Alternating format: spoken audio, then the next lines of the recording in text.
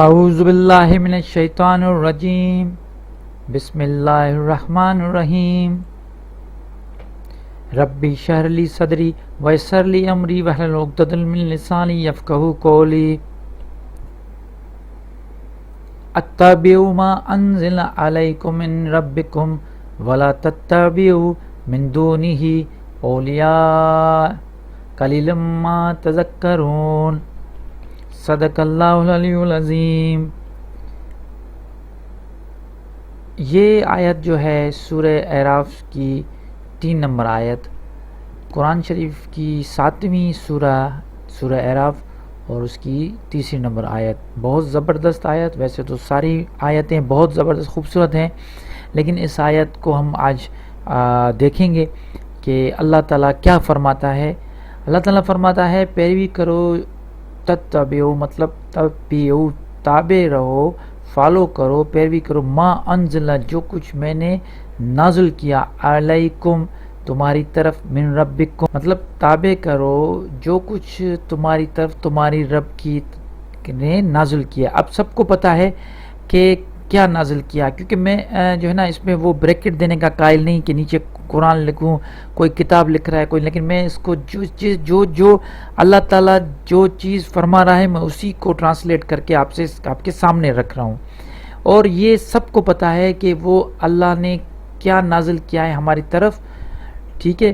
تو پیروی کرو جو تمہارے رب کی جانب سے تمہاری طرف نازل کیا گیا ہے، ظاہر سی بات ہے وہ یہی قرآن ہے جس کی ہم بات کر رہے ہیں۔ بات دوسری، اب دوسرا ایسا ہے ولا تتبعوا، اور اس کی تابع نہ کرو تم سب، من دونہ ہی اولیاء جو اللہ کے علاوہ تم اولیاء بنائے ہوئے ہو، مطلب ان کی تابع نہیں کرو، جیسے مطلب اولیاء کے آپ نے بنا ہے نا اللہ کے سوا اپنے، اب نیچے میں اس کی اور اسے چھوڑ کر اور اولیاء کے پیچھے نہ جاؤ، قلیلا ما تذکرون تم بہت ہی کم سمجھتے ہو۔ مطلب یہ جو تذکرون قلیلاً ہے، یہ لوگ جو ہیں جو حق اور سچ کو سمجھتے ہیں اللہ کو، کیونکہ اللہ تعالیٰ کو ہر چیز کا پہلے سے علم ہے، تو ان کو پتہ ہے کہ بہت کم لوگ ہیں جو یہ چیز سمجھتے ہیں۔ لوگ زیادہ تر یہ جو نا مختلف لوگوں کو مرشد بنائے، کوئی لوگوں کو مرشد بنا رہے ہیں، کوئی اولیاء کے پیچھے بھاگ رہا ہے، کوئی کسی کے پیچھے بھاگ رہا ہے، کوئی کس کے پیچھے بھاگ رہا ہے۔ مطلب ایکچولی لوگوں کا قصور یہ نہیں ہے، وہ ایکچولی کیا چاہ رہے ہیں، وہ یہ چاہ رہے ہیں کہ ہمیں کہیں نہ کہیں سے شفا مل جائے، کہیں نہ کہیں سے ہدایت مل جائے، کہیں نہ کہیں سے ہمارا کام بن جائے۔ تو کام وہ یہ نہیں دیکھتے ہیں، افلا تعقلون وہ عقل نہیں کرتے، کیا تم عقل نہیں کرتے، بار بار اللہ نے فرمایا ہے قرآن میں۔ تو وہ یہ جو چیز اللہ نے ہماری طرف نازل کی ہوئی ہے، جو ہمارے پاس گھروں میں پڑی ہوئی ہے، اس کو کھول کے پڑھنے میں ہمیں تکلیف ہوتی ہے، ہم اس کے پیچھے نہیں آتے۔ جہاں سے ہمیں ہدایت ملتی ہے، جو ہمارا مرشد ہے، ہمارا مرشد بھی یہی ہے، ہدایت بھی یہیں سے ملنی ہے، ہر چیز آپ کو یہاں پہ ملے گی، جو آپ کی سوسائٹی کے نارمس ہیں جس میں ڈوز اینڈ ڈونٹس، جو آپ کو کرنا ہے نہیں کرنا، کیا حلال ہے کیا حرام ہے، ہر چیز اس میں موجود ہے۔ تو وہ اور ساتھ ہی ساتھ جو ہے نا وہ اللہ کہہ بھی رہا ہے کہ پیروی کرو، آپ پیروی اب تب بھی ہو۔ دیکھیں ایک چیز میں آپ کو کلیئر کروں، یہ آیت جو ہے یہ آپ یہ سمجھو کہ یہ جو ہے نا اگر غیر مسلم کے لیے ہوتا تو اللہ تعالیٰ فرماتا یا ایھا الذین آمنو، ٹھیک ہے، اے ایمان والوں، مطلب وہ ایمان والوں کو کہتا، لیکن یہ ایمان والے ہی ہیں، ٹھیک ہے، اس لیے تابع کر رہا ہے، ورنہ کہتے ہیں کہ جو ہم نے آپ پہ نازل کیا اس پہ آپ ایمان لاؤ۔ یہاں پہ ایمان لانے کی بات نہیں ہو رہی، کیونکہ اللہ کو پتہ ہے کہ یہ ایمان لا چکے ہیں۔ ایمان لانا ایک چیز جو ہے نا، ایمان ایک قرآن پہ ایمان لانا الگ چیز ہے، اس کو فالو کرنا الگ چیز ہے۔ زیادہ تر کیونکہ قلیلا ما تذکرون بہت کم ہیں جو سمجھتے ہیں۔ کیسے اگر یہاں پہ معاشرے میں دیکھا جائے کہ پورے مسلمانوں نے ایمان تو مطلب ان کا ایمان تو ہے قرآن پہ، وہ کہتے ہیں کہ بھائی ہم قرآن پہ ایمان لاتے ہیں، اللہ کی وحدانیت پہ ایمان ہے، ہر چیز پہ ایمان کی منہ سے کہہ دیتے ہیں، لیکن تبعوا ما انزل علیکم من ربکم ولا تتبعوا من دونہ اولئک قلیلا ما تذکرون، مطلب وہ اس کی تابع نہیں کرتے ہیں جو وہاں پہ لکھا ہوا ہے۔ کیا کرتے ہیں وہ کسی دوسری جگہ پہ چلے جاتے ہیں، وہ کہتے ہیں کہ قرآن میں چیزیں کلیئر نہیں ہیں، بہت ساری ایسی چیزیں ہیں جن کے لیے ہمیں جانا پڑے گا، تو وہ پھر کس چیز کی تابع کس کی کرتے ہیں؟ اولیاء، وہ جو اللہ کے بغیر ان کے جو ہے نا وہ انہوں نے اپنے جو ہے نا بڑے بنائے ہوئے ہیں، اللہ کو چھوڑ کے دوسرے بڑوں کے پاس جاتے ہیں اور یہ کہتے ہیں، مجھے تو بڑا دکھ اور افسوس اور ہنسی آتی ہے کہ وہ پھر اپنا جو وہ عذر بتاتے ہیں کہ بھائی اصل میں ہم اس لیے جا رہے ہیں کہ ہمیں سمجھ نہیں آتا۔ اب کیسے سمجھ میں آپ کو قرآن آئے گا؟ آپ کو عربی آتی ہے؟ جب آپ کو عربی نہیں آتی، جب ایک لینگویج میں اللہ تعالیٰ نے یہ قرآن عربی خالص عربی لینگویج میں نازل فرمایا ہے، تو جب آپ عربی لینگویج آپ کو نہیں آئے گی تو ظاہر سی بات ہے سمجھ میں نہیں آئے گی، اور جب آپ اس کو ٹرانسلیشن میں پڑھیں گے تو وہ اس کا مزہ ہی نہیں آئے گا، اس ٹرانسلیشن کا وہ ایکچولی اس کا جو ایک سینس ہے، روح ہے، وہ آپ کو ملے گی نہیں، تو پھر آپ یہی کہیں گے کہ بھئی ہمیں سمجھ نہیں آتی، اس لیے آپ مختلف مرشد اور مختلف اولیاء، مختلف جو لوگ اپنے جو ہے نا وہ بناتے پھریں گے، مرید بنیں گے، کہیں پہ جا کے کہیں کسی کو فالو کریں گے۔ لیکن جیسے کہتے ہیں نا 1+1=2، تو قرآن پورا اسی فارمولے پہ ہے کہ اس میں کوئی مراد والی بات ہے ہی نہیں، جو چیزیں کلیئر لکھی ہوئی ہے کہ بھائی 1+1=2 ہی ہوتا ہے، اس میں کوئی دو رائے نہیں ہے، تو جو چیز لکھی ہوئی ہے، جو چیز ہمیں بتائی گئی ہے، ہمیں اس کو فالو کرنا ہے۔ لکھا ہوا ہے کہ تابع رہو، جو ہم نے آپ کی طرف آپ کے رب نے آپ کی طرف نازل کیا اس کو فالو کرو۔ آپ فالو کرتے نہیں، آپ کیا کرتے ہو؟ ہم سب کیا کرتے ہیں؟ اس کو فالو نہیں کرتے، ہم کیا کرتے ہیں؟ دوسری اولیاء بنا کے دوسرے لوگوں، دوسرے کتابوں کو فالو کرتے ہیں کہ فلاں اولیاء نے یہ کتاب لکھا، اس میں یہ لکھا ہوا ہے کہ بھائی آپ، اللہ کہہ رہا ہے اس میں جو کچھ میں نے دیا اس کو فالو کرو۔ لیکن مسئلہ یہ ہے کہ زیادہ تر جو بھی مجھے سن رہے ہوں گے، بہت سارے ایسے ہوں گے جو مجھ سے اتفاق نہیں کرتے ہوں گے، تو ان کے لیے بھی جواب لکھا ہوا ہے، اسی آیت میں لکھا ہے قلیلا ما تذکرون، بہت کم ہیں جو سمجھتے ہیں، بہت کم ہیں۔ تو آپ ان میں سے بنو جو سمجھتے ہیں۔ میں بار بار یہی کہتا ہوں، میں اس جو پورا لیکچر ہے، اس پورے جو ہے نا یہ جو میں نے سلسلہ اسٹارٹ کیا ہے جس میں میں آپ کو عربی سکھا رہا ہوں، اس میں میں نے یہ جو ایک سیکشن رکھا ہوا ہے کہ میں ایک آیت اٹھا کے اور اس آیت پہ تھوڑی بات کروں، تو اس کا مقصد یہ ہے کہ دیکھیں قرآن شریف ہم سب کے لیے ہدایت کے لیے آیا ہے، تو ہمیں سب کو چاہیے کہ اس پہ غور فکر کریں۔ بار بار اللہ تعالیٰ فرماتے ہیں غور فکر کرو، غور فکر کرو، افلا تعقلون، عقل کرو، عقل کیوں نہیں کرتے؟ تو ہم سب کا یہ فرض ہے، یہ صرف میرا نہیں ہے کہ میں ایک جو ہے نا وہ آپ کو سمجھا رہا ہوں، بتا رہا ہوں، یہ جب آپ خود سیکھ لیں گے، جب آپ کو عربی آ جائے گی تو آپ خود اس کی ٹرانسلیٹ کریں گے۔ اب آپ سوچیں، کوئی میں نے بریکٹ نہیں لیا اس کی آپ جائیں، اس کے دیکھیں اپنے اس میں نیچے آپ خود پڑھیں، کوئی بریکٹ نہیں ہے، ایزی جو اوپر لکھا ہوا ہے تبعو مطلب تابع رہو، ماں جو کچھ انزل نازل کیا، علیکم تمہاری طرف، من ربکم تمہاری طرف رب کی طرف سے، ولا تتبعو نہ تابع رہو، من دون اللہ کے سوا اولیاء نہ بناؤ، قلیل ما تذکرون۔ اس میں کوئی سائنس نہیں ہے، کچھ نہیں ہے، سمپل آپ بھی اس کی ٹرانسلیشن ایزیلی کر پائیں گے۔ تو ہمیں اب کیا کرنا چاہیے؟ سمپل سی بات ہے، جہاں پہ ہمیں جو ہے نا ایک چیز ہمیں ملتی ہے قرآن شریف میں، کہیں پہ بھی ایک آیت، ہم جب اس آیت کو پڑھتے ہیں اور جب اس آیت کو اپنے جو ہے نا دل میں اور اپنے ذہنوں میں اس کو جب ہم بساتے ہیں، سمجھتے ہیں، تو دوسرا کام ہمیں یہ کرنا چاہیے کہ جیسے ہی ہمیں سمجھ آتی ہے، ہم پہ یہ واضح ہو جاتی ہے آیت، اس کا مطلب مفہوم سمجھ میں آنے لگتا ہے، تو دوسرا ہمارا کام ہے اس کو اپنی زندگی میں اسٹیبلش کرنا۔ اپنی زندگی میں آیتوں کو اسٹیبلش کرنا ہی اصل مسلمان کا کام ہے۔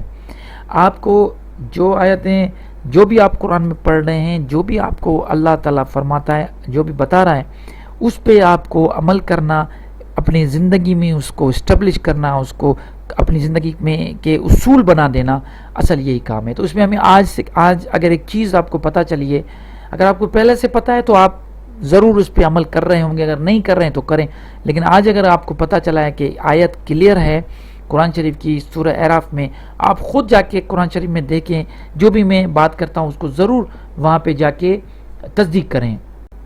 آپ کو جو کچھ میں بتاتا ہوں تصدیق کریں، میں آپ کو کلیئر مطلب یہ اس چیز کا اشارہ دے رہا ہوں کہ آپ جا کے تصدیق کریں کہ میں کو جو بھی کچھ کہہ رہا ہوں واقعی وہاں پہ لکھا ہوا ہے یا میں اپنی طرف سے بنا رہا ہوں، قرآن سے بات کر رہا ہوں اور کہیں سے نہیں کرتا۔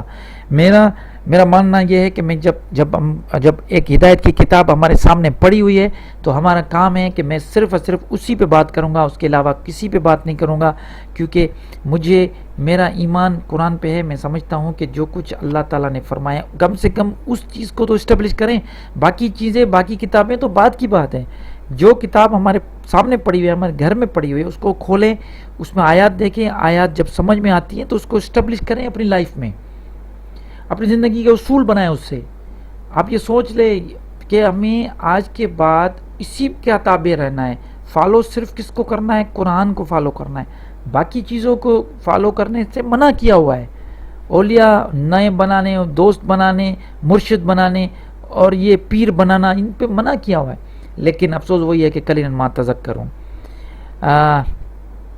امید یہی ہے کہ آپ کو یہ آیت کا مفہوم سمجھ میں آیا ہوگا، اور میں یہ امید کرتا ہوں، دل سے دعا کرتا ہوں اللہ تعالیٰ سے کہ جن جو ہے نا لوگوں کو یہ آیت سمجھ میں آئی ہے وہ اپنی زندگی میں اس کو اسٹیبلش کر کے دیکھیں۔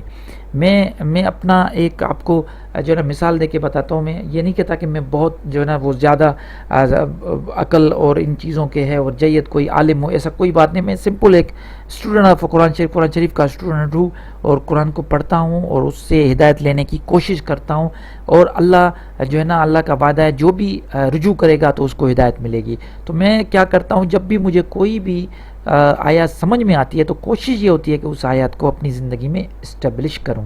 آپ کو بھی اسٹیبلش کرنا ہے، اگر آپ اسٹیبلش کریں گے تو یہ میرا نہیں اللہ کا وعدہ ہے کہ آپ کو اس کا اس دنیا میں بھی اجر ملے گا، عزت ملے گی، مقام ملے گا، اور راستے کھلیں گے، اور وہاں سے آپ کو ایک چیزیں ملیں گی اور آپ جس کا اندازہ بھی آپ نہیں کر سکتے۔ اور جب مرنے کے بعد جو آخرت ہے اس میں تو جو بھی وعدے کیے ہوئے ہیں وہ تو قرآن میں کھلے لفظوں میں لکھا ہوا ہے کہ وہ زندگی اصل زندگی ہے جو ہمیشہ رہنے والی ہے۔ یہ زندگی تو ایک مذاق ہے، کھیل ہے، کود ہے، ایک پل کی کہانی ہے، اس میں کچھ بھی نہیں ہے۔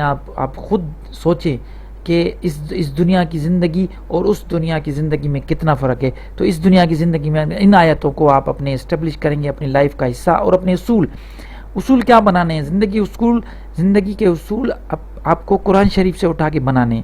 جب آپ قرآن سے آیتوں کے اپنے اصول بنائیں گے تو پھر آپ کو پتہ چلے گا کہ اصل زندگی کیا ہے، اور اصل ایک انسان کیا ہوتا ہے، اور اللہ تعالیٰ نے ایک اشرف المخلوقات ہمیں کیوں کہا ہے۔ اس لیے کہا ہوا ہے کہ اشرف المخلوقات ہم تبھی جا کے بنیں گے جب ہم تابع کریں گے جو اللہ کی طرف سے نازل کیا ہوا ہے اکارڈنگ ٹو دس آیت۔ تو دعا یہی ہے کہ آپ کو اور ہم کو اللہ تعالیٰ قرآن پہ جو ہے نا وہ آیتوں کو اسٹیبلش کرنے کی توفیق عطا فرمائے۔ تو ابھی چلتے ہیں اپنے سبق کی طرف۔ تو کل جو ہے ہم نے کیا پڑھا تھا، کوئک ریویو کر لیتے ہیں پریویس جو ہے نا ہمارا لیکچر کا، تو دیکھ لیتے ہیں کیا ہم نے پڑھا تھا پریویس لیکچر میں۔ جی تو لیسن نمبر 4 تھا، اور اسم کی تعریف اور اسم کی 4 اہم پہلو۔ میں نے آپ کو یہ بتایا تھا کہ جو اسم کیا ہے، ناؤن کیا ہے، اس کی تعریف کیا ہے، اور اس کے 4 پہلو کیا ہے، کیونکہ ایک چیز امپورٹنٹ ہے، کوئی مس نہیں کیجیے گا۔ دیکھیں اگر آپ سنسیئر ہیں اپنے ساتھ، میں یہ نہیں کہتا میرے ساتھ یا کسی کا، اپنے ساتھ اگر سنسیئر ہیں تو یہ جو ویڈیوز، یہ جو لیکچر ہیں، ان کو جو ہے نا لیسن بائی لیسن سمجھتے، پڑھتے، رٹا مارتے جائیں، اس کے بعد ہی آپ کو پتہ چلے گا کہ واقعی میں صحیح کہہ رہا ہوں غلط کہہ رہا ہوں۔ اسم کی تعریف میں جلدی ریکیپ کرتا جا رہا ہوں۔ اسم کی تعریف سب کو پتہ ہے، کسی شخص کا نام، کوئی ضمیر، کوئی چیز، کوئی جگہ، کوئی صفت کا نام۔ انگلش میں اگر دیکھا جائے تو وہ سمپل اس میں یہ ہوتا ہے کہ کوئی شخص کا نام یا کسی چیز کا نام، کسی جگہ کا نام۔ یہاں پہ ضمیر بھی ایڈ ہے، یہاں پہ صفت کا نام، اور ایک کام کے نام سے بھی مراد پڑھنا، لکھنا، مارنا، جانا، آنا وغیرہ، یہ بھی جو ہے نا وہ اسم کی تعریف۔ کیونکہ پارٹس آف اسپیچ، میں تھوڑی اسپیڈ میں اس لیے بات کر رہا ہوں کہ تھوڑی جلدی تاکہ اتنی بڑی جو ہے نا وہ لمبی کہانی نہ بن جائے۔ تو پارٹس آف اسپیچ جیسے گرامر میں ایڈ ہوتے ہیں، تو اس میں اسم کے ساتھ چیزیں بھی ساتھ کی ہوئی ہے، انکلوڈیڈ کیا ہوا ہے۔ جیسے کسی شخص کا نام، کوئی ضمیر، چیز، جگہ، صفت کا نام کہلاتا ہے۔ کام کے نام سے مراد پڑھنا، لکھنا۔ اچھا، پڑھنا لکھنا اس کو فعل نہ سمجھیں، اس کو ورب نہ سمجھو۔ ورب تب آئے گا، عربی کی بات کر رہا ہوں، ورب تب ہوگا جب اس کے ساتھ کیا ملا ہوگا، کوئی زماں، مطلب کوئی ٹینسز اگر ساتھ میں ہوگا، جیسے پڑھا، کل مطلب میں نے پڑھا، پڑھوں گا، پڑھے گی، پڑھ رہا ہے تو اس سے پتہ چل رہا ہے کہ یہ کسی زمانے کے ساتھ جو ہے نا بات کر رہا ہے، ہمیں پتہ چل رہا ہے. پڑھا مطلب یہ پاسٹ کی بات ہے، پڑھ رہا ہے مطلب یہ کنٹینیوس کی بات ہے، پڑھے گا یہ ہو گئی فیوچر کی بات. تو یہ ہو گیا ورب. لیکن صرف سمپل پڑھنا لکھنا مطلب کسی کام کرنے کا نام اگر آ گیا تو وہ ہو گیا اس سے کیا مراد ہوئی؟ اس سے یہی مراد ہوئی کہ وہ نیم آف دی ایکشن ہو گیا. تو ناؤن پروناؤن ایڈجیکٹو میں name of verb is also included in Arabic nouns. مثال کے طور پہ زید نام ہے، انا پروناؤن، انا مطلب میں، کتاب نیم آف تھنگ ہو گیا، مسجد نیم آف پلیس، صالح یہ ایک ایڈجیکٹو ہے، صالح مطلب نیک، عربی کے لفظ ہے سارے. ضرب کسی کو مارنا نیم آف ورب. ٹھیک ہے، یہاں تک کلیئر ہے. اس کے بعد اسم کے 4 پہلو جو تھے، عربی زبان میں استعمال ہونے والے کسی بھی اسم کے بارے میں 4 باتوں کا علم ضروری ہے. ٹھیک ہے، 4 باتوں کا، تب تک آپ کو اسم سمجھ میں نہیں آئے گا. یہ چیزیں جو جہاں تک میں سمجھا رہا ہوں وہاں تک ہی سمجھیں، آگے سوچنے کی ضرورت نہیں ہے. اس کے بغیر نہ وہ اسم سمجھ میں آئے گا اور نہ ہی اس کو جملے میں استعمال کیا جا سکتا ہے. نمبر 1 اس کی جنس معلوم ہونی چاہیے کہ بھائی یہ جو بھی عربی میں جنس بڑی امپورٹنٹ ہوتی ہے نا، کہ مذکر ہے یا مونس ہے. نمبر 1 مثال کے طور پہ کوئی بھی اسم ہے اس کو آپ کو ذہن میں یہ رکھنا پڑے گا کہ مونس ہے یا مذکر ہے. اسم کا واحد مثنیٰ اور جمع، واحد مطلب عدد کا پتہ ہونا چاہیے کہ یہ واحد ہے، جمع ہے مطلب یہاں 2 ہے. عربی میں ایک چیز ایڈ کی ہوئی ہے، مثنیٰ مطلب 1 سے 2. اسم کا معرفہ یا نکرہ ہونا یہ ایک پہلو ہے. اس کا مطلب ہے کہ اسم پراپر ناؤن ہے یا کامن ناؤن ہے. ٹھیک ہے، وسعت اس کی کیپیسٹی ہے کیا ہے.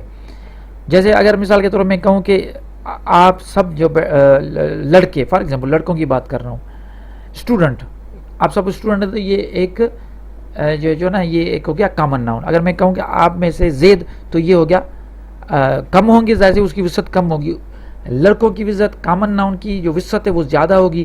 نام ہوگا پراپر ناؤن ہوگا، اس کی وسعت کیپیسٹی کم ہوگی. آپ میں سے 1-2 ہوں گے یا نہ ہی بھی ہوں گے زید.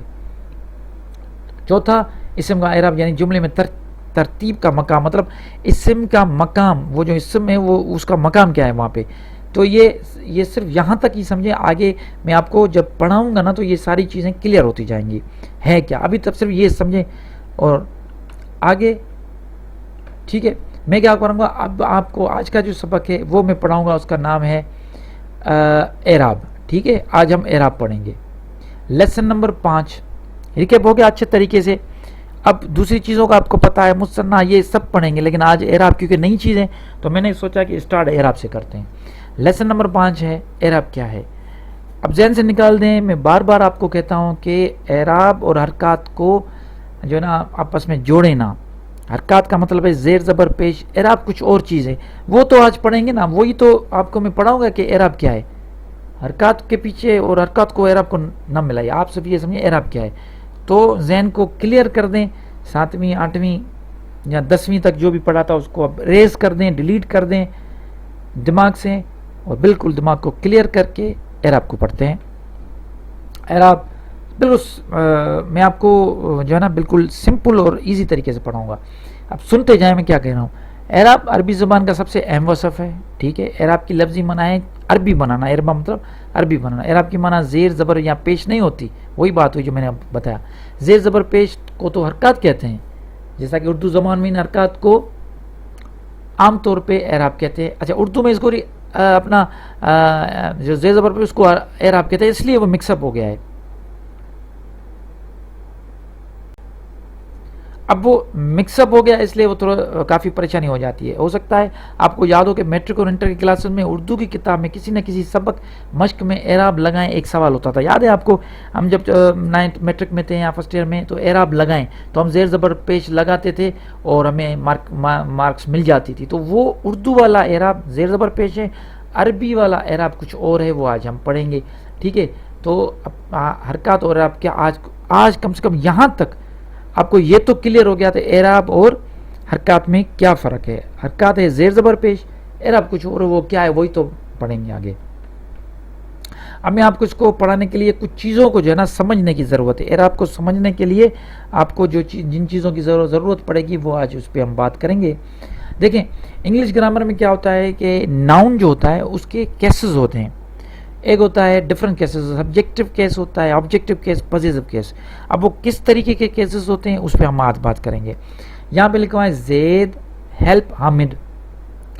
دوسرا اب زید ہیلپ حامد.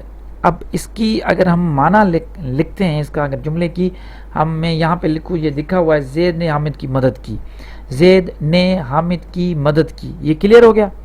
اب زید نے حامد کی مدد کی کیسے ہمیں پتہ چلا، یہ سوال ہے نا ایکچولی، کہ زید نے حامد کی کیسے مدد کی. اصل دیکھیں آپ سب کو پتہ ہے کیونکہ انگلش آتی ہے، اردو آتی ہے، تو یہ تو کلیئر ہے.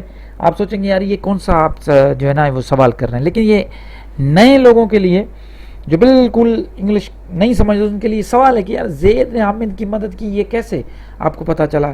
حامد بھی لکھا ہوا ہے، زید بھی لکھا، لیکن ہمیں کیسے پتہ چلا؟ جملے کے اسٹرکچر سے. جملے کا جو اسٹرکچر ہے اس سے ہمیں پتہ چل رہا ہے زید نے حامد کی مدد کی. یہاں پہ سبجیکٹ جو ہے وہ زید ہے، سب کو پتہ ہے. ورب جو ہے ہیلپ ڈے، حامد کیا ہے یہاں پہ؟ آبجیکٹ، مطلب اس پہ کام ہو رہا ہے. ایک ہو گیا فعل، ایک ہو گیا جس پہ کام ہو رہا ہے. تو زید نے حامد کی مدد. اردو میں کیا ہے؟ اردو میں یہ چیز سمجھنے کی ہمیں کیا مدد ہے؟ نے کی، زید نے حامد کی. اب سمجھ گئے کیونکہ یہاں پہ زید کے آگے نے لکھا ہوا ہے، حامد کی، حامد کے، اس پہ لکھا ہے کے کی نی. یہاں سے ہمیں پتہ چل گیا کہ زید نے حامد کی مدد کی، تو یہ ہو گیا. ساتھ ہی ساتھ حامد ہیلپ زید. اب حامد نے مدد کی زید کی تو پھر بھی کلیئر ہو گئی کیونکہ حامد یہاں پہ سبجیکٹ ہو گیا، وہاں پہ زید آبجیکٹو ہو گیا، یہ بھی کلیئر ہو گئی. تو حامد نے زید کی. اب یہاں پہ بھی نے اور کی، اردو میں نے اور کی نے کلیئر کر دیا نا. ایک اسٹرکچر آپ کو بتا رہا ہے نا، جملے کا جو اسٹرکچر ہے کسی بھی لینگویج، خاص طور پہ عربی اور جو ہے انگلش کے جملے کے اسٹرکچر نے آپ کو بتا دیا. اب جو ہے نا تیسرا جملہ یہاں پہ لکھا ہوا ہے حامد ہیلپ زیڈس برادر. اب حامد کیا کر رہا ہے؟ حامد مدد کر رہا ہے زید کے بھائی کی. یہاں پہ لکھا حامد نے زید کے بھائی کی مدد کی. اب کام کر رہا ہے حامد، مدد ہو رہی ہے بھائی کی، کس کے؟ زید کے. لیکن زید صرف ریفرنس کے لیے ہے کہ ایکچولی زید کی مدد نہیں ہو رہی، زید کے بھائی کی ہو رہی ہے. یہاں پہ یہ چیز سمجھیں. اب جیسے میں نے بتایا نا کیسے پتہ چلتا ہے، اس میں انگلش میں ایسے پتہ چلتا ہے کہ دیکھیں یہاں پہ حامد کیا ہے، اسٹرکچر دیکھیں جملے کا، وہ ہے سبجیکٹ، ہیلپڈ ورب، زیڈس برادر یہ پورا آبجیکٹ ہو گیا. ٹھیک ہے، اس پہ ہو رہا ہے زید کے بھائی کی، برادر ایکچولی آبجیکٹ ہے نا، تو یہ اس پہ ہوگا. اسی طرح جب ہم اردو میں لکھیں گے تو حامد نے زید کے بھائی کی مدد کی. اب نے، کے، کی، یہ اس نے کلیئر کر دیا کس نے کس کی مدد کی.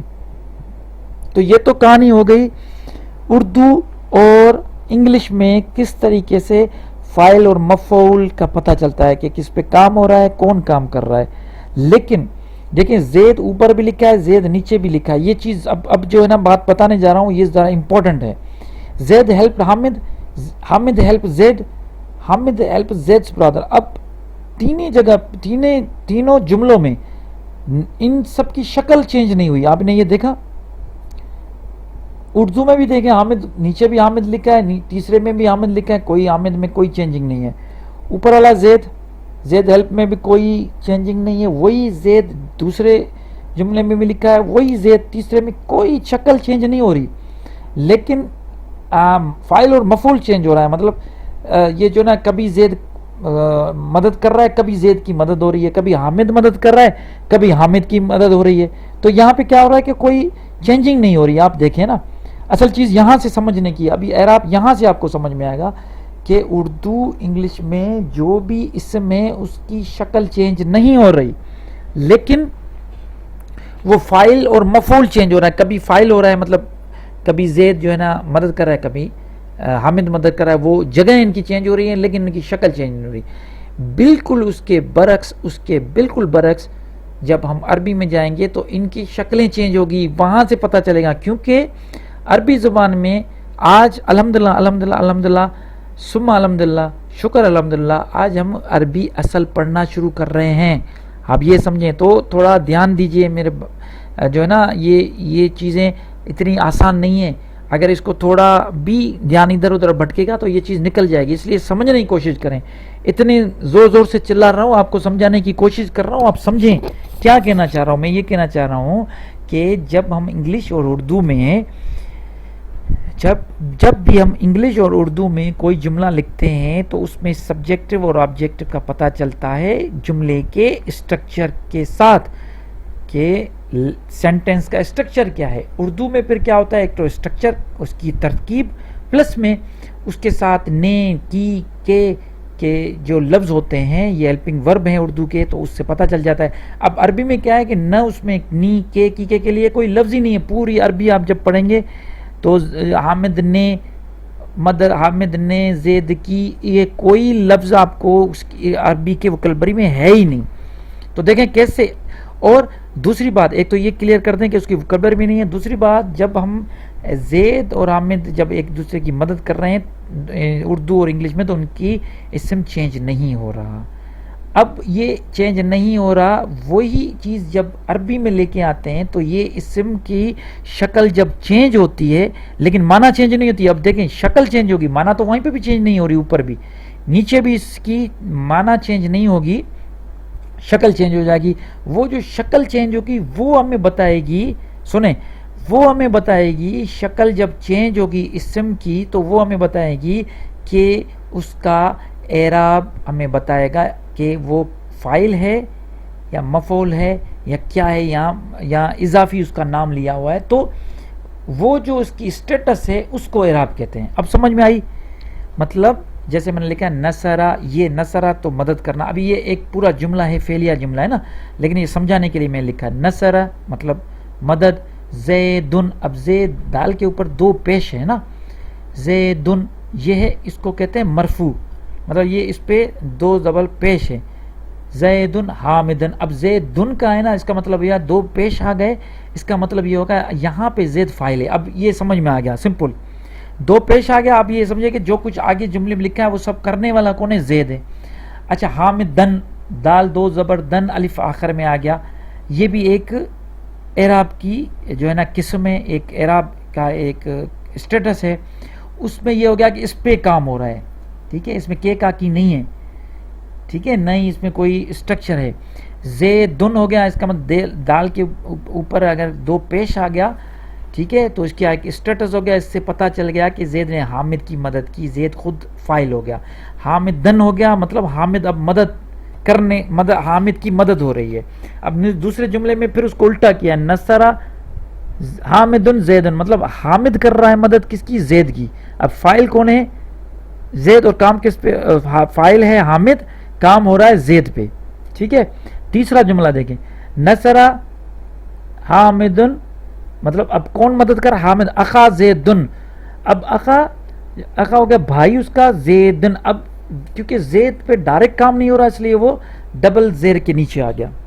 اب جتنا ایک چیز میں آپ کو بتاؤں، دیکھیں تھوڑا کمپلیکیٹڈ ہے لیکن سمجھنا اس کو ضروری ہے، اس کے سوائے آپ کو عربی آئے گی نہیں۔ یہاں سے تو اصل چیز شروع ہوتی ہے، تھوڑے یہ کنفیوژن ہے لیکن کیا کرنا ہے، جو چیز بتا رہا ہوں نا وہاں تک ہی سمجھیں، بس اس کو آگے نہ لے جائیں، آگے لے کے جائیں گے تو کنفیوژن ہو جائے گی۔ جو سمجھا رہا ہوں پہلے آپ اس کو سمجھیں، اس کو آگے نہ لگیں، بس آپ کو یہ سمجھیں کہ بھائی جہاں پہ فاعل ہوتا ہے تو اس کو دو زبر پیش دیتے ہیں، جہاں پہ جس کے اوپر کام ہوتا ہے آبجیکٹ جو ہے اس کو حامدن جیسے میں دو زبر دیتے ہیں، اور زیدن نیچے جو ہے جس پہ جو اضافی ہوتا ہے تو اس پہ کیا کرتے ہیں؟ دو زیر دیتے ہیں۔ یہاں تک سمجھیں، ٹھیک ہے۔ اب آگے چلتے ہیں، یہاں تک سمجھ، جو بھی چیز سمجھنا ہے مجھے ضرور کمنٹ کیجئے گا، ٹھیک ہے، یا بار بار اس کو ویڈیو کو دیکھیں گے نا تو وہ ریپیٹیشن زیادہ ہوگی تو آپ کو چیزیں سمجھنا آنا شروع ہو جائیں گی، ٹھیک ہے۔ تو ابھی آگے چلتے ہیں،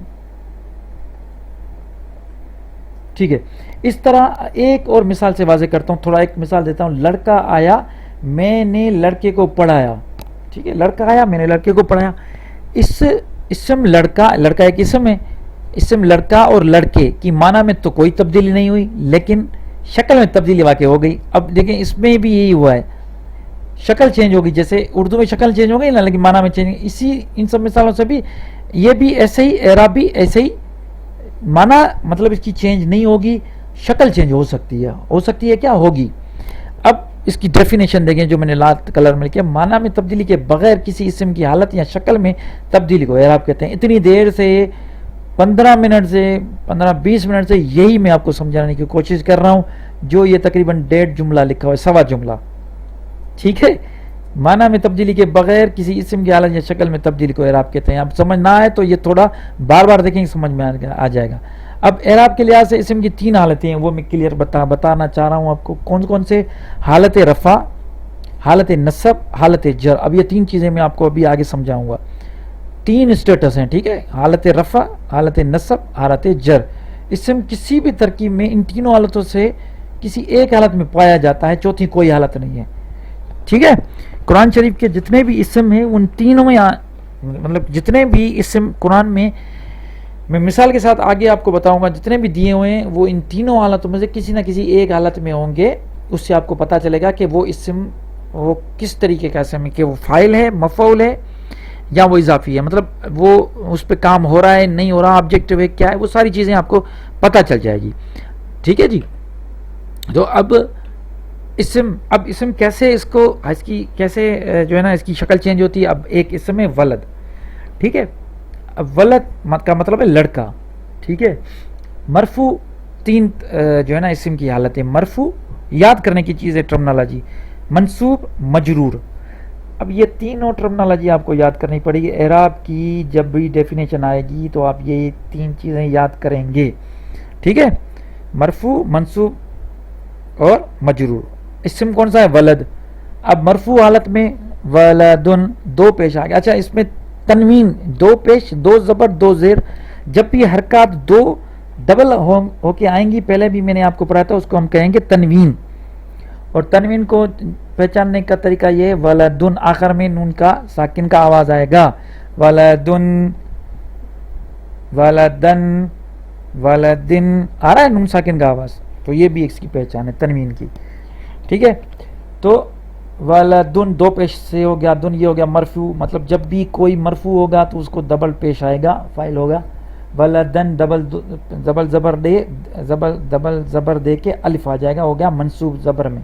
مجرور یہ ہو گیا ولدن، یہ دے نیچے ڈبل زیر ہو گیا. اب یہ یاد کر دیں، کوئی بھی اسم ہوگا اس کا واحد اسم. واحد کون سا؟ مذکر. مذکر واحد اسم جب بھی ہوگا اس کا یہی چارٹ بنے گا. جیسے میں نے آپ کو بتایا، اب یہاں پہ اگر میں لکھوں زیدن، زیدن، زیدن، حامدن، حامدن، حامدن، حامدن، ٹھیک ہے. اب میں نیچے قرآن شریف سے میں نے کچھ آیتیں آپ کے لیے نکالی ہیں تاکہ چیزیں سمجھ میں آئے.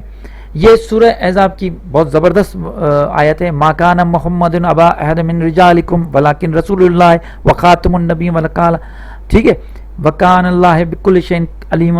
اب یہ ایک آیت ہو گئی سورہ احزاب کی 40 نمبر. اس میں محمد دیکھیں، اب محمد ہے محمدن، 2 پیش دن. اب کیا ہے کہ یہ بھی ذہن نشین کرنا ہے کہ مرفوع ہونے کی وجہ صرف فاعل نہیں ہوتی، ٹھیک ہے، اس کے دوسرے بھی وجہ ہوتی، وہ آگے پڑھتے جائیں گے. لیکن ابھی صرف یہ پڑھنا ہے کہ پہچان ہونی چاہیے. جب بھی آپ قرآن کی آیتیں اٹھائیں تو آپ کو پتہ ہونا چاہیے یہ اسم مرفوع ہے. اب صرف یہی سمجھیں، یا وہ منصوب ہے یا مجرور ہے. اب یہاں پہ جو محمد لکھا ہوا ہے یہ مرفوع ہے، ٹھیک ہے. اس آیت میں اس میں دوسرا کلمہ میں آپ کو سناتا ہوں، اشہد ان لا الہ الا اللہ واشہد ان لا الہ الا وحدہ لا شریک لہ واشہد ان محمد عبدہ ورسولہ. اب یہاں پہ اب محمدن، ان محمدن، اب یہ کون سا ہو گیا؟ منصوب. سیکنڈ کلمہ والذین آمنوا والصالحات وآمنوا بما نزل علی محمدن. اب یہاں پہ محمدن لکھا ہوا ہے، یہ محمد سورہ محمد ورسز نمبر 2 میں، وہ الحق من ربکم کفرانہم، ٹھیک ہے. اب یہاں پہ کیا لکھا ہوا ہے؟ یہ تینوں آپ محمد، یہاں پہ ہم اسٹارٹ ہی محمد صلی اللہ علیہ وسلم کے نام سے کر رہے ہیں، تو محمد کے نام سے تو اسٹارٹنگ انشاءاللہ برکت ہی برکت ہوگی. تو مرفوع ہو گیا 2 پیش کے ساتھ، منصوب ہو گیا ڈبل زبر اور الف کے ساتھ، مجرور ہو گیا 2 زیر کے ساتھ. اب یہ کیوں ہو رہے ہیں، کہاں پہ ہوتے ہیں، یہ آگے چیزیں آج صرف پہچان کروانی ہے اعراب کی، کہ اعراب کی پہچان کیا ہے، ٹھیک ہے، اور اعراب کسے کہتے ہیں. مجھے یہ لگ رہا ہے کہ آپ کو یہ ویڈیو دیکھنے کے بعد اعراب میں تکلیف نہیں ہوگی. میں دعوے کے ساتھ کہہ سکتا ہوں اعراب آپ کے کلیئر ہو گئے ہوں گے.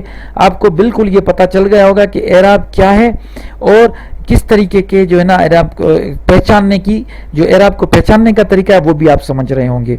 तो आज तक के जो है ना ये जो लेक्चर था वो यहाँ पे हम आज इसको ख़त्म करते हैं। जो भी चीज़ समझ में ना आए वो कमेंट्स में पूछे, मैं आपको बार बार बताऊंगा, मुझे कोई इसमें परेशानी नहीं है।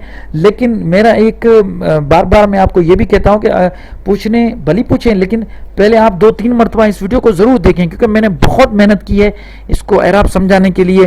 अगर अच्छी लगी हुई मैंने तो ये ज़रूर लाइक करें, और नीचे आप मुझे कमेंट में बताएं ज़रूर कि आप मैंने जो समझा है वो तरीका आपको समझ में आए, ताकि मेरी जो है ना वो दूसरे जब वीडियोज़ आएंगे तो इसी तर्ज पे चलते जाएंगे इंशाल्लाह। ठीक है जी, तो आज मुझे यहाँ पे इजाज़त दीजिए। कोई भी सवाल हो तो ज़रूर कमेंट में कीजिएगा। अल्लाह हाफिज़।